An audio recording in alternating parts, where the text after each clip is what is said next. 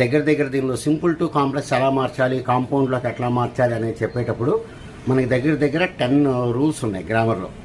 10 మనం ఒకేసారి మనం చెప్పలేం కాబట్టి నేను మీకు రోజుకి 2 or 3 రూల్స్ చెప్తూ ఉంటాను నేను.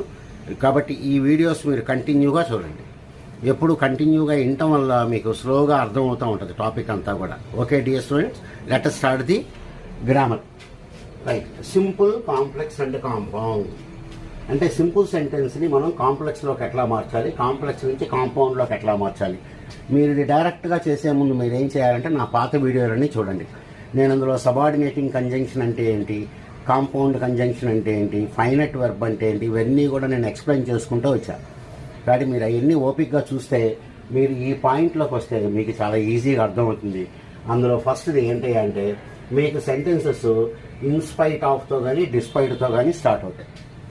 దాన్ని మీరు కాంప్లెక్స్లోకి మార్చేటప్పుడు